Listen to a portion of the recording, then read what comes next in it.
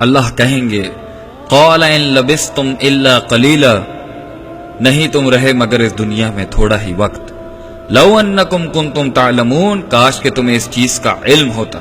اللہ سبحانہ و تعالی نے ان کی جانکاری کی نفی ہی کر دی، ان کو علم سے ناقص قرار دیا۔ افحسبتم انما خلقناکم عبثا، کیا تم نے یہ گمان کر لیا تھا کہ ہم نے تمہیں عبث، بے فضول، بے فائدہ، بغیر مقصد کے پیدا کر دیا تھا؟ یہ تھاٹ فریم چل رہی تھی کیا تم لوگوں کی؟ یا تم اس ایٹیٹیوڈ کے ساتھ زندگی گزارے تھے وَأَنَّكُمْ إِلَيْنَا لَا تُرْجَعُونَ، کہ ہم تو اللہ کی طرف لوٹائے نہیں جائیں گے؟ یہ ہٹ درمیاں تھی نا۔ جاؤ اب چکھو جا کے اس عذاب کو۔ سورہ فرقان میں اللہ فرماتے ہیں جس دن ظالم اس دن کو دیکھے گا، اس کی ہولناکیاں دیکھے گا، تو اپنے ہاتھ چبانا شروع کر دے گا۔ دیکھیں ٹینشن کے اندر ناخن چبانا تو ہم نے سنا بھی ہے، دیکھا بھی ہے، لیکن کوئی اپنا ہاتھ کھا سکتا ہے؟ آپ میں سے کوئی یا میرے میں سے کوئی اپنے ہاتھ کو چبا سکتا ہے، دانتوں میں پیس سکتا ہے؟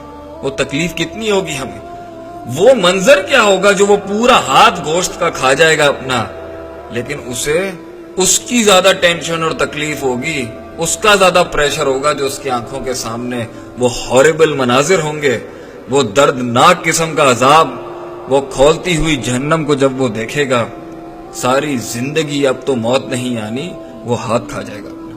یقول یا لیتنی اتخذت مع الرسول سبیلا، کاش میں نبی صلی اللہ علیہ وسلم کو اپنا ان کے سبیل کے ساتھ ہوتا، میں ان کے رستے پر ہوتا، ان کے بتائے ہوئے پاتھ پر چلتا، ان کی بتائی ہوئی لائف جیتا، ان کے بتائے ہوئے ریچول اور مورلز پہ چلتا۔ یا ویلتا لیتنی لم اتخذ فلانا خلیلا، ہائے میری بدبختی، نہ میں بناتا فلاں فلاں کو اپنا دوست۔ یہاں شیطان کی بات ہو رہی ہے، لیکن شیطان جن میں سے بھی ہے اور انسانوں میں سے بھی ہے، تو یہ دوست جو ہوتا ہے نا، یہ بڑی امپورٹنٹ چیز ہوتی ہے۔ اور آج ہم نے اپنی دوستی کے کرائیٹیریا ہی بدل لیا، جو ہمیں سگریٹ، منشیات، نشاور چیزیں، گندی باتیں، گندے جوکس، فضول مذاق، فضول بحث، بےہودہ کام، فحاشی کے اور یعنی کے کام کی دعوت دیتا ہے، معاشرے کے رولز کو توڑنے کی دعوت دیتا ہے، چوری ڈکیتی پر حملوں کو اکساتا ہے، ڈس آنیسٹی، جھوٹ بولنا، غداریاں، ایک دوسرے کی مسلمانوں کے حقوق کو تلف کرنا، اس کی دعوت دیتا ہے۔ وہ آج ہمارا دوست ہے، جو ہمیں معاشرے کے اندر بد تہذیبی سکھاتا ہے، ہم اس کو دوست بنا لیتے ہیں۔ جو سب سے زیادہ لوگوں کو چال بازیاں کرنا جانتا ہے، معصوم مسلمانوں کو ان کی معصومیت کا فائدہ اٹھاتا ہے، وہ آج دوست ہے۔ تو یہی شیطانیت ہے، اور کیا۔ تو اس دن کہے گا ہائے کاش میں ان کو دوست نہ بناتا، ان شیطانوں کو۔ لقد اضلنی عن الذکر بعد اذ جاءنی، تحقیق کہ اس نے مجھے گمراہ کر دیا کہ جب آیا تھا میرے پاس اللہ کا ذکر اور نصیحت۔ وَكَانَ الشَّيْطَانُ لِلْإِنسَانِ خَذُولًا، اور شیطان انسان کو بے یار و مددگار چھوڑنے والا ہے۔ سورۃ الملک میں بھی ایسا ہی ایک رویہ، ایسی ان کی ایک ٹینشن ہے، ان کی سوچ کا، وہ ڈپریشن کا، وہ خوف کا عالم بیان کیا جائے، انسان نفسیاتی طور پہ پاگل ہو جائے گا، روئے گا دھوئے گا، کاش کاش کے الفاظ بولے گا۔ اللہ فرماتے ہیں اذا القوا فیہا سمعوا لها شہیقا وہی تفور، اور جب وہ آگ میں جھونکے جائیں گے تو وہ اس ٹائم پہ ایسی خطرناک آوازوں کو سنیں گے، تکاد تمیز من الغیظ، ان قریب ہے کہ پھٹ جاتی یا پھٹ جائے گی جہنم اپنے غضب اور غصے سے، کیونکہ اس کی خوراک ہی انسان اور پتھر۔